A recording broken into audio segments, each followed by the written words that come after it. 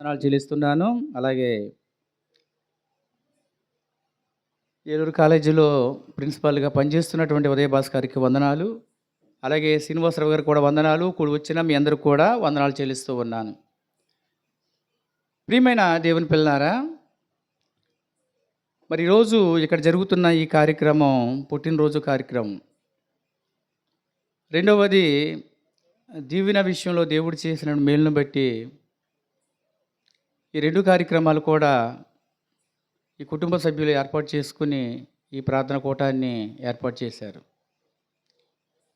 ఈరోజు ఈ పుట్టుక జరుపుకుంటున్నటువంటి ఆ బసిబాలుడు ఇక్కడ చెప్పుతున్నటువంటి మాటలు ఆ బిడ్డ వినడు. ఆ బిడ్డకు కూడా ఈ మాటలు తెలియదు. అయితే తండ్రి బాబీ, తల్లి దీవెన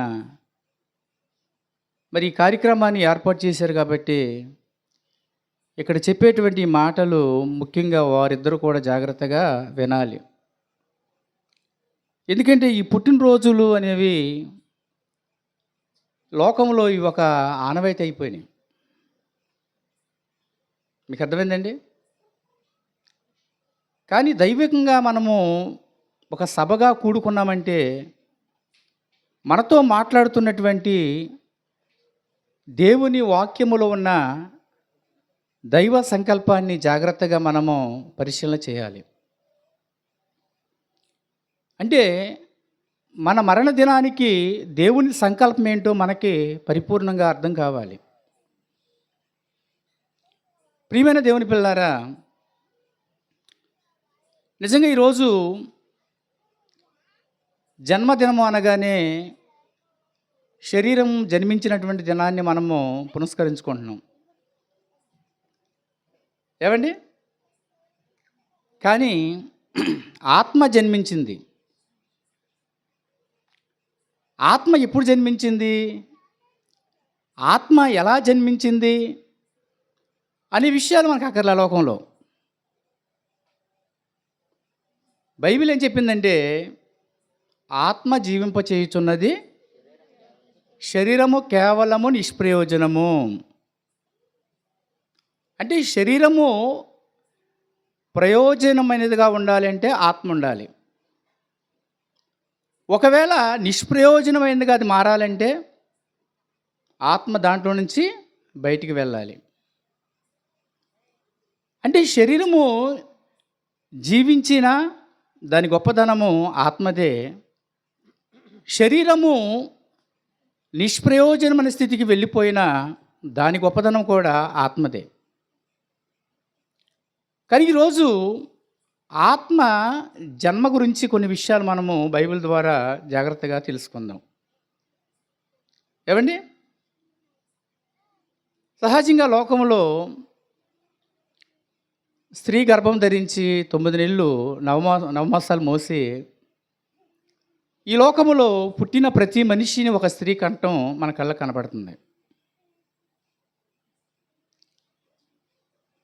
అయితే దేవుని ఆలోచనలోనికి మనం వెళ్తే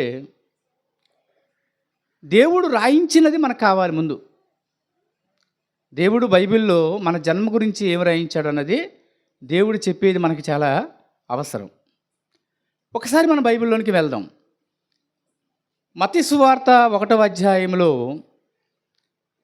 మత్తయి సువార్త 1వ అధ్యాయము 2వ వచనాన్ని ఒకసారి మనం చదువుకుందాం. 2వ వచనం, అబ్రహాము ఇసాకును కనెను, ఇసాకు యాకోబును కనెను, యాకోబు యోదాను అతని అన్నాదమ్ములను కనెను. అంటే ఇక్కడ ఎవరికి అంటున్నట్టు దేవుడు రాయించాడు? ఏమండి? పురుషులు కంటున్నట్టుగా దేవుడు రాయించాడు. ఇప్పుడు నేను చెప్పేటువంటి ఈ లేక ఈ వాక్యంలో దేవుని సంకల్పం మరి యూనివర్సిటీలో ఉన్న దేవుని పిల్లలకు పాటల రూపంలో, ఏమండి, వాక్య రూపంలో ఇప్పటికే మీకు చాలా తెలుసు. కానీ ఈరోజు ఈ గ్రామంలో చాలామందికి తెలియదు, వచ్చిన చుట్టాలకి చాలామందికి తెలియదు. ముఖ్యంగా జన్మనిచ్చినటువంటి ఈరోజు పుట్టినరోజు జరుపుకుంటున్న ఆ కుమారునికి జన్మనిచ్చిన తండ్రి బాబీకి తెలియదు. అందు నిమిత్తం ఈరోజు చాలా జాగ్రత్తగా మనము ఆలోచన చేయాలి. ఇక్కడ ఇస్సాకుని ఎవరు కన్నారంట? అబ్రహాం కన్నాడంట. యాకోబుని ఎవరు కన్నారంట? ఇస్సాకు అన్నాడంట. మీకు అర్థమైందండి? అంటే ఇప్పుడు మగవాళ్ళు కంటున్నారు. మగవాళ్ళు కన్నట్టు లోకంలో కనబడుతుందంటే కనబట్ల. కానీ ఇక్కడ మగవాళ్ళ నుంచే జన్మ జరుగుతుందని దేవుడు రాయించాడు బైబిల్లో. మగవాళ్ళ నుంచి జన్మ ఎలా జరుగుతుంది?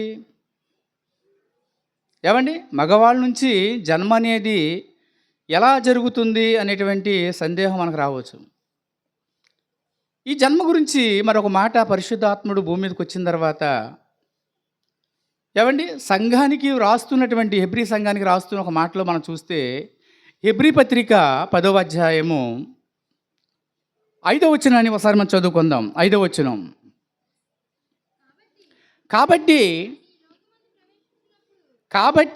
ఆయన ఈ లోకమందు ప్రవేశించినప్పుడు ఎవరైనా ఏమండి యేసుక్రీస్తు అంట ఈ లోకములో ప్రవేశించినప్పుడు ఎలాగూ చెప్పుచున్నాడు. చాలండి. అంటే ఇప్పుడు యేసు పుట్టుకను ప్రతి నెల డిసెంబర్ 25వ తారీఖున అందరూ జరుపుకుంటున్నారు. ఏమండి, అది కూడా ఏంటి? శారీరక పుట్టుక.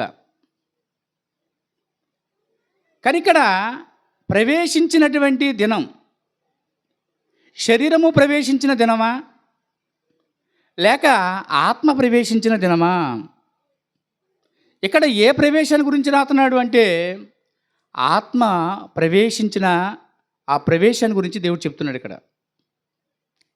అంటే కనటము అనగానే దాన్ని మరొక మాటలు ఏం చెప్తున్నాడంటే ప్రవేశించటము. పుట్టుక అంటున్నాము, కనటం అంటున్నాము, బైబిల్లో మరలా ప్రవేశించటం అంటున్నాడు. అంటే యేసుక్రీస్తు వారు ఎక్కడి నుండి ప్రవేశించాడు? ఎక్కడికి ప్రవేశించాడు? యేసు యొక్క ఆత్మ వెనక ఆ జన్మ ఎలా జరిగింది అనే విషయాన్ని మనము ఆలోచిస్తే మరలా ఒకసారి మనం లూకాసు వార్త 1వ అధ్యాయము 31లోకి వెళ్దాం. లూకాసు వార్త 1వ అధ్యాయము 31వ వచనం. ఇదిగో నీవు గర్భము ధరించి కుమారుని కని, చాలండి, ఆయనకు యేసు అను పేరు పెట్టుదువు. అంటే దేవదూత వచ్చి మరియమ్మ గారితో మాట్లాడుతుంది. ఏమని మాట్లాడుతుంది? నువ్వు గర్భం ధరిస్తావు, నీ గర్భాన ఒక కుమారుడు పుట్టబోతున్నాడు. అంటే మరియమ్మ గారు గర్భం ధరించేటప్పుడు దూత మాట్లాడుతున్న ఈ మాటల్లో మనం జాగ్రత్తగా ఆలోచిస్తే ఏమండి అప్పటికి మరియమ్మ గారికి పెళ్లి కాలేదు. మరి ఇక్కడ ఈ భర్త లేకుండా మరియమ్మ గారు ఎలా గర్భం ధరిస్తుంది? అది ఎలా సాధ్యమవుద్ది అని ఆలోచిస్తే అది సాధ్యం కాని పని. కనుక ఇలాంటి సందేహాలు మరియమ్మ గారికి వస్తాయి. కాబట్టి దూత మరొక మాట చెప్తుంది మరియమ్మ గారితో. 35వ వచనంలో మనం చూస్తే 35 పరిశుద్ధాత్మ నీ మీదకి వచ్చును, సర్వోన్నతుని శక్తి నిన్ను కమ్ముకొనును గనుక. చాలండి, పరిశుద్ధాత్మ నీ మీదకి వచ్చును. ఏమండి, అంటే ఇక్కడ మరియమ్మ గారు ఈ వార్త వినగానే కంగారు పడిపోతుంది. ఇప్పుడు మరియమ్మ గారు గర్భం ధరించే ముందు మరియమ్మ గారికి నిబ్బరమైన మనసు కావాలి, ధైర్యం కావాలి. కనుక దూత మాట్లాడుతుంది ఏమని? ముందుగా నీ మీదకి పరిశుద్ధాత్మ వస్తుంది. అంటే పరిశుద్ధాత్మ వచ్చి మరియమ్మ గారిని ధైర్యపరుస్తుంది, ఆదరిస్తుంది, హృదయాన్ని నిబ్రపరుస్తుంది పరిశుద్ధాత్మ మరియమ్మ గారిని. ఏమండి, పరిశుద్ధాత్మ వచ్చింది. రెండో మాటలు మీరు చూస్తే సర్వోన్నతుని శక్తి నిన్ను కమ్ముకొనును. అంటే సర్వోన్నతుని శక్తి అనగానే సర్వోన్నతుడు దేవుడైతే సర్వోన్నతుని శక్తి యేసుక్రీస్తు. ఎందుకంటే క్రీస్తు దేవుని జ్ఞానము, దేవుని శక్తి. బైబిల్ మనం చదివేటప్పుడు చాలా జాగ్రత్తగా విభజనగా చదవాలి, అర్థం చేసుకోవాలి బైబిల్ని. అంటే ఇప్పుడు పరలోకము నుండి తండ్రి వస్తున్నాడా మరియమ్మ గర్భంలోనికి? పరలోకము నుండి పరిశుద్ధాత్ముడు మరియమ్మ గర్భంలోకి వస్తున్నాడా? పరలోకములో నుండి యేసుక్రీస్తు మరియమ్మ గర్భంలోకి వస్తున్నాడా? ఎవరు వస్తున్నారు? ఏమండి? యేసుక్రీస్తు, సర్వోన్నత శక్తిగా యేసుక్రీస్తు వారు మరి గర్భంలోకి వచ్చాడు.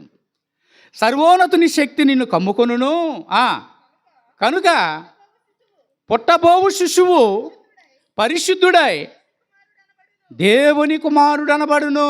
చూడండి, ఒకవేళ నేను గర్భం ధరించా నా కొడుకు నువ్వు అనుకుంటావేమో, నిన్ను చేసుకోబోయేటువంటి యేసేపు తన కొడుకు అని అనుకుంటాడేమో. ఇందులో దేవుని సంకల్పం మీరు తెలుసుకోవాలి. రాబోతున్నటువంటి దేవుని శక్తి, నీ గర్భములో పడబోతున్న ఆ శక్తి సర్వోన్నతుని దేవుని కుమారుడు.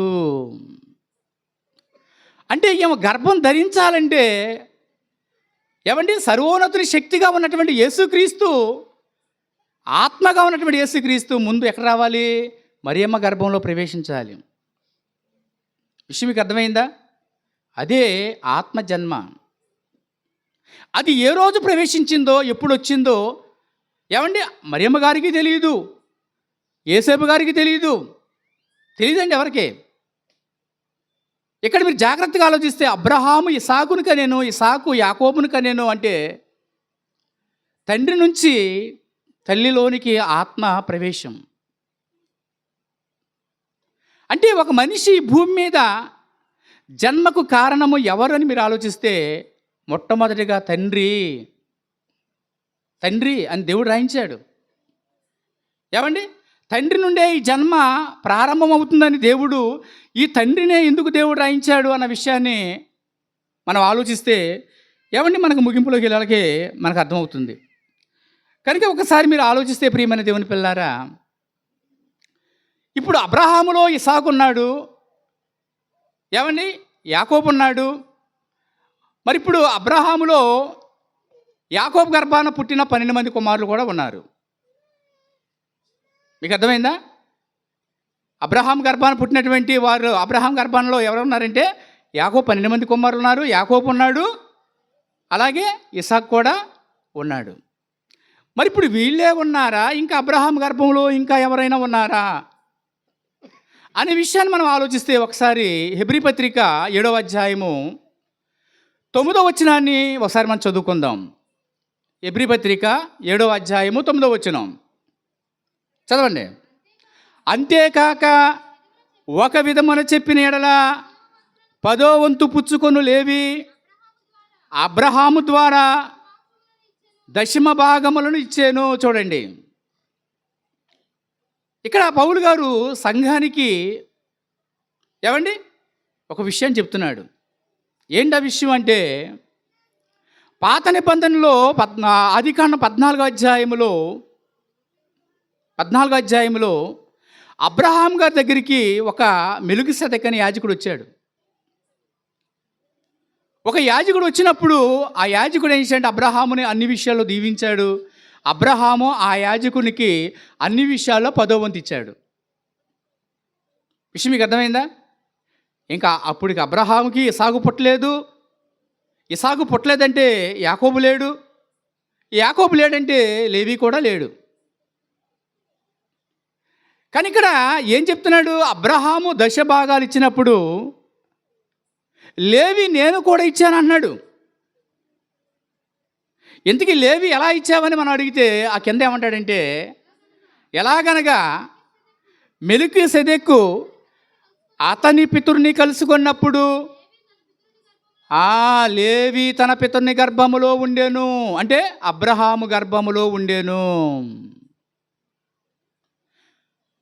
ఏమండి, యేసుక్రీస్తు ఈ లోకములోనికి మరియమ్మ గర్భములోనికి రాకముందు ఎక్కడున్నాడు? పరలోకములో తండ్రితో ఉన్నాడు. తండ్రి గర్భంలో లేడండి, తండ్రి పక్కన ఉన్నాడు. ఇక్కడ మీరు ఆలోచిస్తే ప్రియమైన దేవుని పిల్లారా, మత్తయి సువార్తలో మనం ఏం చూసాం, అబ్రహాం ఇసాకును కనేను, ఇసాకు యాకోబును కనేను, యాకోబు అతని అన్నదమ్ములను కనేను. అంటే అక్కడ మనకి 3 తరాలు కనపడుతున్నారు. ఇక్కడికి వచ్చేళ్ళకి అన్నాదమ్ముల్లో లేవి ఏమంటున్నాడంటే, నేను కూడా నా పితరు గర్భంలో ఉన్నాను అంటున్నాడు. అంటే ఇప్పుడు వచ్చే వారందరూ కూడా ఎక్కడ ఉంటున్నారంట? తండ్రుల గర్భాల్లో ఉంటున్నారంట. విషయం మీకు అర్థమైందా? తండ్రుల గర్భాల్లో ఉంటున్నారంట. మరి ఇప్పుడు అబ్రహాము గర్భములో ఏమండి లేవియేనా, ఇసాకేనా, యాకోబేనా అని మీరు ఆలోచిస్తే ఈ 3 తరాలే కాదండి. దేవుడు అబ్రహాంతో మాట్లాడుతూ ఆకాశం వైపు చూసి నక్షత్రం లెక్కించమన్నాడు. ఇసుక రేణుల వల్లే నీ సంతానం విస్తరిస్తుందని దేవుడు అబ్రహాంకు మాటిచ్చాడు. అంటే ఇసుక రేణులంత విస్తారమైన సంతానము ఎవరిలో ఉన్నారు? అబ్రహాములో ఉన్నారు. అబ్రహాములో ఉన్నారు. ఏమండి, మన జన్మ వెనక ఉన్నటువంటి దేవుని సంకల్పం మనకు అర్థం కావాలి. ఆ పరమార్థం మనకు అర్థం కావాలి. మనం ఎంతసేపు చిన్ని ప్రార్థనలు, చిన్ని వాక్యాలు, ఏమండి మనకి ఏదో తెలిసిన మట్టికి మనం అట్లా ఈ దైవ కార్యక్రమాన్ని పెట్టి వెళ్ళిపోతున్నాం తప్ప అసలు నిజంగా దేవుని సంకల్పం మనకు అర్థమైన రోజున ఆ దేవుని కొరకు మనం ఎలా బ్రతకాలో, మన బిడ్డల్ని ఎలా పెంచాలో మనకు అర్థమవుతుంది. అంటే తండ్రుల గర్భాల్లో ఉన్నవారు ఎక్కడున్నారు? తండ్రుల గర్భాల్లో ఉన్నారు. మరి ఇప్పుడు తండ్రుల గర్భాల్లోకి ఎలా వచ్చారు? ఏమండి, వీళ్ళంతా తండ్రుల గర్భాల్లోకి ఎలా వచ్చారు చూద్దాం. బైబిల్లో ఆదికాండము 2వ అధ్యాయం 7వ వచనం. ఆదికాండము 2వ అధ్యాయం 7వ వచనం.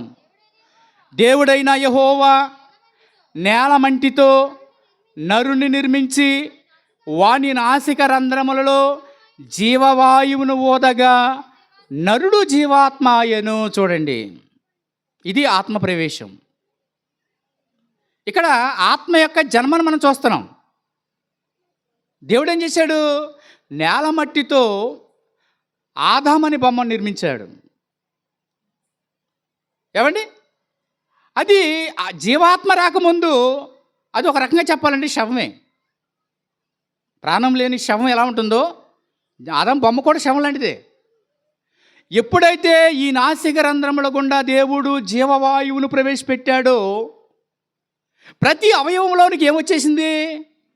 ఏమండి, ఏమొచ్చేసిందంటే ఈ జీవాత్మ ప్రవేశించడం వల్ల కదిలికి వచ్చేసింది. మనిషి జీవించటం ప్రారంభించాడు. అంటే తండ్రుల్లో ఉన్నటువంటి ఈ మనుషులంతా కూడా, లేక ఈ ఆత్మలన్నీ కూడా ఏమండి మొట్టమొదటిగా ఎక్కడి నుంచి వచ్చాయంటే సాక్షాత్తు దేవునిలో ఉన్నారు. దేవుని నుండి మొట్టమొదటిగా ఆదాములోనికి వచ్చారు. ఆదాము నుంచి అక్కడి నుండి తండ్రుల గర్భాలు దాటుకుంటూ వచ్చారు. తండ్రుల గర్భాలు దాటుకుంటూ వచ్చారు. ఏమండి, ఈరోజు మనం చూస్తున్నటువంటి రుజువులు, ఈరోజు ఈ దైవ గ్రంథముతో చాటిగా ఉన్నటువంటి ఖురాన్ గ్రంథంలో ఉన్న మనకి మాటలు, లేకపోతే దైవ గ్రంథం అని చెప్పుకుంటున్నటువంటి వేరే గ్రంథాల్లో మీరు చూడండి, ఆ గ్రంథాల్లో ఉండే మాటలు మీకు అర్థమైందా? అంటే నీ ఉనికి, నీ జీవితాన్ని గురించి ప్రత్యక్ష సాక్ష్యం రుజువులతో చూపించేది బైబిల్ ఒకటే. ఈరోజు బాబీ గారు బాగా గుర్తించాలి. విషయం మీకు అర్థమైందా? ఈరోజు మాట్లాడుతున్న ఈ వాక్యము ద్వారా యేసుక్రీస్తు వారు ఎంత గొప్పవాడు గుర్తించాలి. 2 తలంపుల మధ్య ఎప్పుడు ఉండకూడదు. విషయం మీకు అర్థమైందా? ఎందుకంటే కాలం దగ్గర పడిపోతుంది, సమయం ఆసనం అవుతుంది. ఒక నిజాన్ని మనం నమ్మాలి, ఒక సత్యాన్ని నమ్మాలి, అందులో స్థిరంగా మనం నిలబడాలి. ప్రియమైన దేవుని పిల్లారా, అంటే ఈరోజు బాబీ కానీ, బాబీ గారి తండ్రి నిజాను కానీ, బాబీ గారి పుట్టిన కుమారుడు కానీ ఎక్కడి నుండి ప్రారంభమయ్యారు మీరు ఆలోచిస్తే ఆదాము నుండి ప్రారంభమయ్యారు. మరి వచ్చిన ఈ తరాలన్నీ కూడా ఆదాములోకి వెళ్ళిపోతే, ఆదాము దేవుళ్ళలోకి వెళ్ళిపోతే, ఇప్పుడు ఈ భూమండలం మీదకి వచ్చిన ఈ మనుషులందరూ కూడా ఎవరిలో ఉన్నవారంట? దేవుళ్ళో ఉన్నవారండి. దేవుళ్ళో ఉన్నారు. ఏమండి, ఇంత ఖచ్చితంగా రుజువు చేసేటువంటి మాటలు ఎక్కడ చెప్పండి? దేవుళ్ళో ఉన్నారా లేరా? దేవుడు ఏబు గారిని ప్రశ్నిస్తూ ఒక మాట అన్నాడు చూడండి. ఏబు గ్రంథము 38వ అధ్యాయము ప్రారంభవచనం. అప్పుడు యెహోవా సుడిగాలిలో నుండి ఈలాగున ఏబునకు ప్రత్యుత్తరం ఇచ్చెను, జ్ఞానము లేని మాటలు చెప్పి ఆలోచన చెరుపుతున్న వీడెవడు? ఏమండి, దేవుడు అన్నాడు, పౌరుషం తెచ్చుకో, నీ నడుము బిగించుకో, నేను నీకు ప్రశ్న వేస్తాను.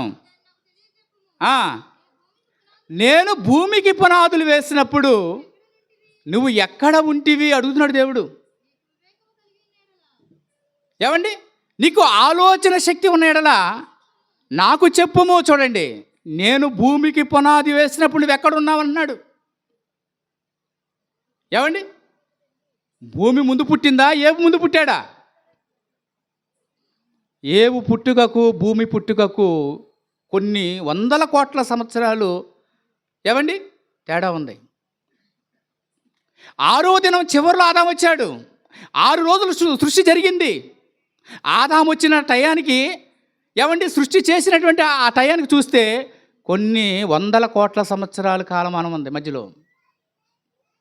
మరి అలాంటప్పుడు ఎన్నో వందల సంవత్సరాల ముందుగా వచ్చిన ఈ ప్రకృతిని గురించి వెనకొచ్చిన ఏబుని అడిగితే ఏం సమాధానం చెప్పగలడు?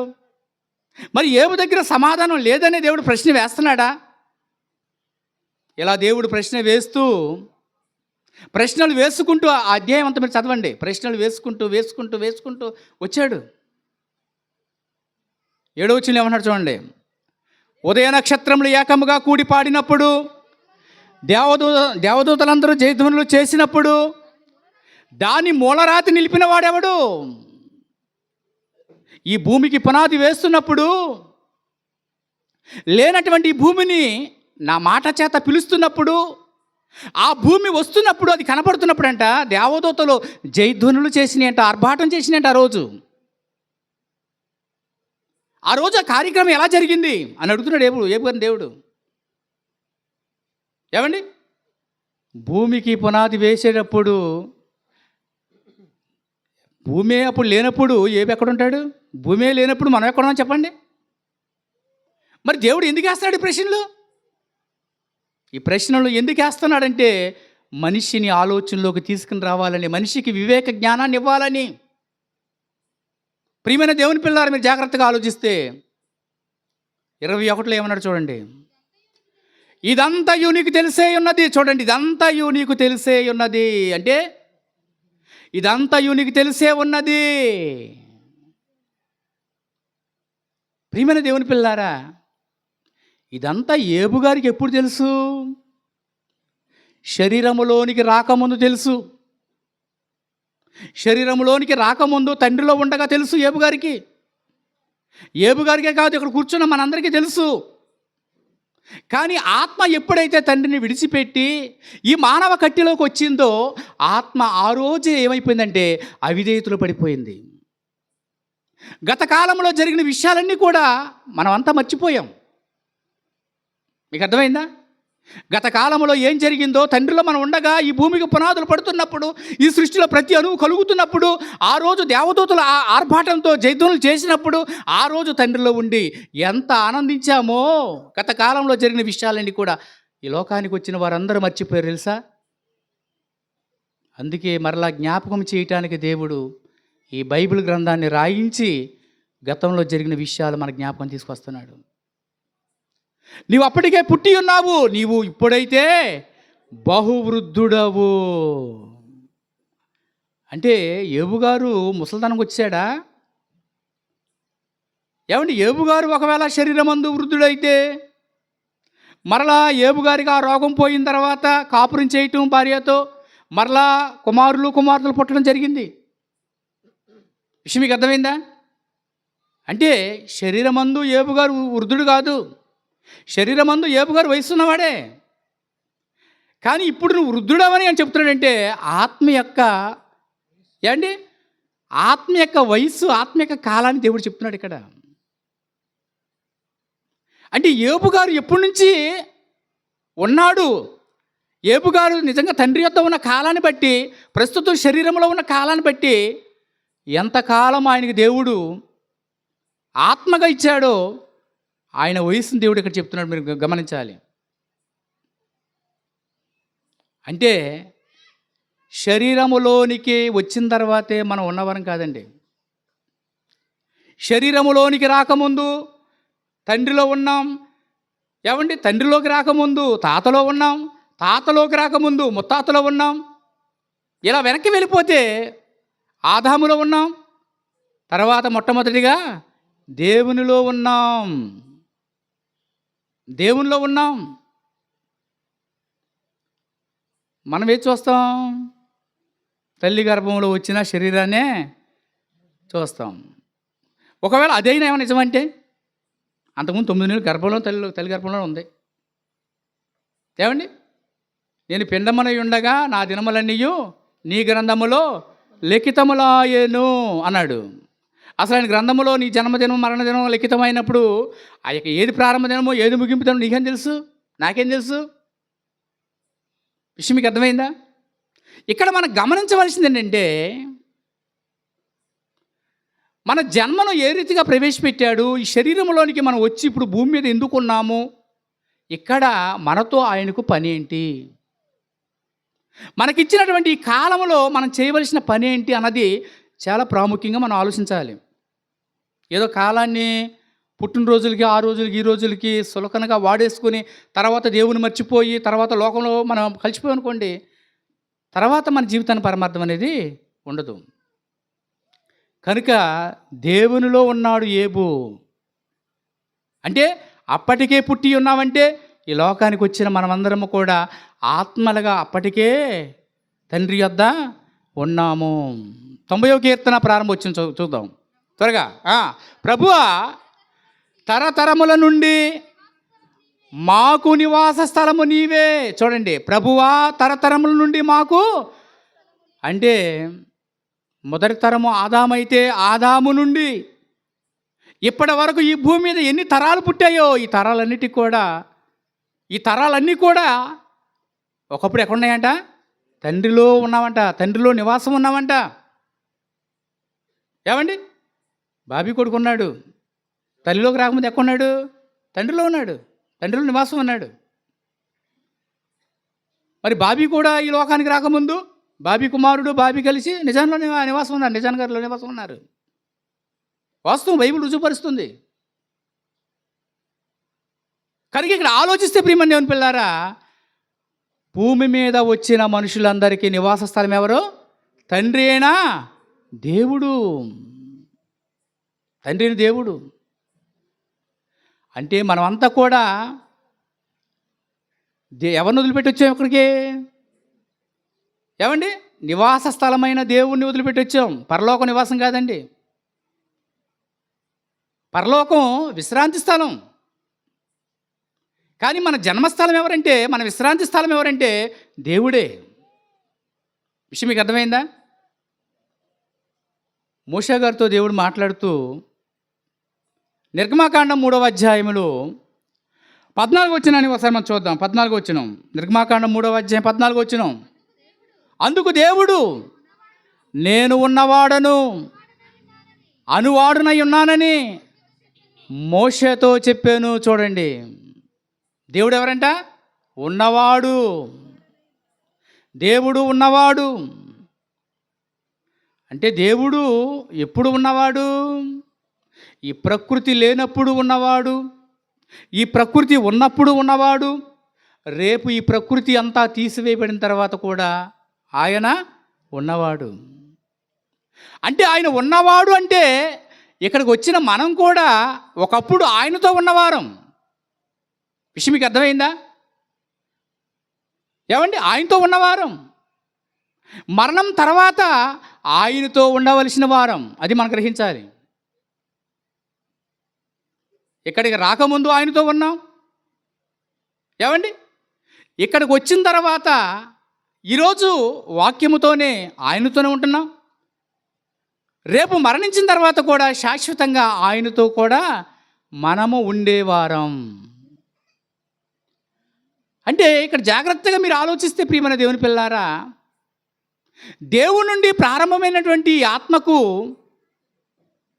దేవుడు అనంత కాలాన్ని ఇచ్చాడు తప్ప ముగింపు కాలాన్ని ఇవ్వలా. చాలామంది శరీరం మరణముతో ముగింపు అయిపోయింది అనుకుంటారు, శరీర పుట్టుకతో ప్రారంభం అనుకుంటారు. విషయం మీకు అర్థమైందా? ఒక రకంగా చెప్పాలంటే దేవుడు ఆది అంతం లేనివాడు అనుకుంటే, దేవుడు ఉన్నవాడు అనుకుంటే, ఏమండి, దేవుడు ఉన్నవాడు అనుకుంటే, ఆది అంతం లేనివాడు అనుకుంటే, నీవు కూడా ఆలోచిస్తే నీకు కూడా ఆది అంతం లేదు. నువ్వు కూడా దేవుళ్ళు ఉన్నావు, రేపటి రోజున ఉండబోతున్నావు. అంటే తండ్రుల గర్భాల్లో ఉన్నారు, తండ్రుల గర్భాలు దాటుకుంటూ వచ్చారు అని జాబితా, వంశావళి జాబితా దేవుడు ఎందుకు రాయించాడు తెలుసా? ఒరే, మీ అందరిని కన్నది నేనే, మీరందరూ నా పిల్లలు. ఇదిగో ఈ భూమి మీదకి వచ్చిన మీరందరూ కూడా సర్వోన్నతుని దేవుని కుమారులని నేనే సెలవిచ్చాను. మీరందరూ కూడా దైవాలు, ఆత్మను బట్టి నా కుమారులు మీరు అని యేసుక్రీస్తుని పంపించి దేవుడు మాట్లాడుతున్నాడు. విషయం మీకు అర్థమైందా? ఈరోజు దేవుని సంకల్పం అర్థం కాక మనిషి దేవునితో బంధం తెంచుకున్నాడు. కానీ మనం ఎలా వచ్చాము ఈ లోకానికి, మన పట్ల దేవుని సంకల్పం ఏంటో దేవుడు తెలుసు కాబట్టి ఆ సంకల్పాన్ని బట్టి దేవుడు మనతో బంధాన్ని తెంచుకోవడానికి ఇష్టపడక, ఏమండి, ఆయన మాటలు మనకు పంపించి, ఆయన కుమారుని పంపించి, ఆయన రక్తాన్ని మనకిచ్చి మరలా తెంపుకున్న ఈ బంధాన్ని ఏం చేస్తున్నాడు? మరలా దేవుడు కలుపుతున్నాడు. కనుక వాక్యాన్ని ముగించుకుందాం. ప్రియమైన దేవుని పిల్లారా, మన జన్మ గురించి దేవుడు ఎన్ని సంగతులు రాయించాడో ఇవి ఆలోచిస్తే నిజంగా శరీర జన్మైన, ఆత్మ జన్మైన దేవుడు ప్రారంభించినది చాలా బ్రహ్మాండం అండి, చాలా అద్భుతం. ఈరోజు ఈ వాక్యాన్ని మీకు ఎందుకు చెప్తున్నానంటే, శరీరముతో ఉన్నటువంటి కొడుకుతో మన బంధం ఎంతకాలం ఉండదు, శరీరముతో ఉన్న తండ్రితో మన బంధం ఎంతకాలమో ఉండదు. కానీ శాశ్వతుడగు దేవునితో మన బంధం నిలవాలి, శాశ్వతంగా దేవునితో మన బంధం ఉండాలి. విషయం మీకు అర్థమైందా? ఉండాలి అంటే దేవుడిచ్చిన ఈ వాక్యముతో మనం సంబంధం కలిగి ఉండాలి. ఒకవేళ దేవుని వాక్యముతో నువ్వు బంధం తెంచుకుంటే రేపు పరలోకములో దేవునితో నీకు బంధం ఉండదు. మీకు అర్థమైందండి? ఏది చెప్పాలో దేవుడు అంతా బైబిల్లో పెట్టేశాడు. కనుక ఈరోజు కన్న తల్లి అయినా, తండ్రి అయినా, గర్భాన పుట్టిన బిడ్డలైనా ముందు బైబిల్ని మనం చాలా జాగ్రత్తగా అర్థం చేసుకోవడానికి ప్రయత్నించాలి. బైబిల్ని మనం నమ్మాలి. మీకు అర్థమైందండి? బైబిల్లోనే దేవుని సంకల్పం అంత ఉంది, దేంట్లో మరి ఎక్కడ కూడా లేదుగా. ఆ సంకల్పాన్ని తెలిపినవాడు యేసే, ఆ తండ్రిని చూచినవాడు యేసే, ఆ తండ్రి చెప్పితే విన్నవాడు యేసే, ఆ పరలోకాన్ని చూచినవాడు యేసే. దైవత్వాన్ని గూర్చిన సర్వ పరిపూర్ణత యేసులో ఉంది తప్ప ఇంకెక్కడ ఎవరిలో ఏమీ లేదు. అది మీరు నమ్మగలిగితే ప్రియమైన దేవుని పిల్లారా, నిజంగా భూమి మీద మనం బాగుంటాం, మన పిల్లలు బాగుంటారు, మన కుటుంబాలు బాగుంటాయి. ఇవి మనం నమ్మి నిజంగా దాంట్లో స్థిరంగా నిలబడితే మరో 10 మందికి మన దేవుని వాక్యం చెప్పి నిలబెట్టేవారుగా మనం ఉంటాం. కనుక ఈరోజు ఈ మాటలు మీరు జాగ్రత్తగా అర్థం చేసుకుని, ఏమండి, తాత్కాలికంగా వచ్చి వెళ్ళిపోయేటువంటి పుట్టినరోజుల కొరకు మీరు ఆలోచించేవారు కాకుండా, ఈరోజు ఈ మాటలు విన్నటువంటి బాబీ, దీవెన బిడ్డ ఎదిగే కొలది కూడా దేవుని సంకల్పం ఏంటో మీరు తెలుసుకుని ఆ బిడ్డకు నేర్పించి, మీరు దైవాలు, దేవుని కుమారులని నేనే సెలవిచ్చానటువంటి ఆ మాట మీ జీవితంలో నెరవేర్చేవారుగా మీరు ఉండాలని కోరుతూ ఈ మాటలు ముగిస్తున్నాను. ప్రార్థన చేసుకుందాం. ప్రేమగల తండ్రి, మీకు వందనాలు, స్తుతులు, స్తోత్రాలు నాయన. చెప్పబడిన మాటలు బిడ్డల హృదయాల్లో నాటి ఫలింపచే తండ్రి నాయన. వారి యొక్క మనోనేత్రాలు వెలిగించు నాయన. నిజంగా మీ సంకల్పం చాలా గొప్పది. మా పట్ల మీరు జరిగించినటువంటి కార్యక్రమాలు చాలా గొప్పవి నాయన. మరి ఈరోజు నాయన మీ కుమారుడు బాబీ దీవెనను ప్రేమించి, దేవా, మీరు ఇచ్చినటువంటి గర్భఫలం కుమారుడు 5 సంవత్సరాలు నాయన మీ దయాకిరీటం ఆ బిడ్డ పట్ల ఉంచారు. ఆ బిడ్డ కొరకు ఈ సృష్టి అంతా నడిపించారు. దూతల సన్నిధి తోడుగా ఇచ్చారు నాయన. 6వ సంవత్సరంలో ఆయన ప్రవేశించాడు. 6వ సంవత్సరంలో నాయన మీ దయాకిరీటాన్ని బిడ్డ పట్ల ఉంచండి. ఆ బిడ్డ దినాలన్నీ కూడా నాయన మీ గ్రంథంలో ముందుగా లిఖితములు ఆయనే. ఆ దినాల సంఖ్య మీ గ్రంథంలో నిలపండి. ఆ బిడ్డ ఎందుకు వచ్చాడు భూమి మీదకి? నిజంగా మీ సంకల్పం తల్లిదండ్రులు తెలపాలి. మరి బిడ్డను ప్రభు ప్రేమించి, మీ వాక్యాన్ని ప్రేమించి, ఆ సంకల్పాన్ని ఆ బిడ్డకు తెలిపేటువంటి జ్ఞానాన్ని బిడ్డలకు దయచేయండి. ఈ భూమి మీద వారు ఒక దైవ కుటుంబంగా కట్టబడాలి. జీవిస్తున్న మనుషుల్లో ఒక దైవ సమాజంలో నిలబడినట్టుగా వారు నిలబడాలి నాయన. ఎందుకంటే దైవముల మధ్య మీ తీర్పులు బయలువెళ్తున్నాయి. వాక్యం ద్వారా ప్రతిదినము మీ తీర్పు లోకానికి వెళ్తుంది నాయన. జనులు చీకట్లో ఉండటం వల్ల గ్రహించలేకపోతున్నారు. ఈరోజు ఈ వాక్యపు వెలుగులో వారి జన్మ ఎలా ప్రారంభమైందో, ఈ భూమి మీద ఎలా జరిగిందో అయినా వాక్యం ద్వారా తెలుసుకున్నారు. వినిన సంగతులు విడిచిపెట్టి కొట్టుకొని పోకుండా విశేషమైన జాగ్రత్త కలిగి, నిజంగా అది దేవుని మాట, శక్తిగల మాటని, ఆ మాటను హృదయపూర్వకంగా విశ్వసించి ఆ మాట ద్వారానే వారు దైవ కుటుంబంగా కట్టబట్టకు సహాయం చేయండి. నిత్య జీవం చేరుటకు ప్రభుని అంగీకరించి, నిజంగా ప్రభు ద్వారా మీ సంకల్పం తెలుసుకుని ప్రభు ద్వారానే మీ సన్నిధికి చేరగలనటువంటి ఈ సత్యాన్ని పరిపూర్ణంగా నమ్మి ప్రభుతో సహవాసం కలిగి జీవించేవారుగా వారి పట్ల కృప చూపండి. అలాగే ప్రభువా, నీ బిడ్డలు నడిపిస్తున్నటువంటి మీ కుమారుడు ఉదయభాస్కర్ని జ్ఞాపం చేసుకోండి. అలాగే ఇంకా నడిపిస్తున్న బిడ్డలను జ్ఞాపం చేసుకోండి. మీ సన్నిధి వరకు తోడుగా ఉంచి సహాయం చేయండి. యేసు పరిశుద్ధ నామంలో ఈ ప్రార్థన మీకు సమర్పిస్తున్నాం తండ్రి. ఆమేన్.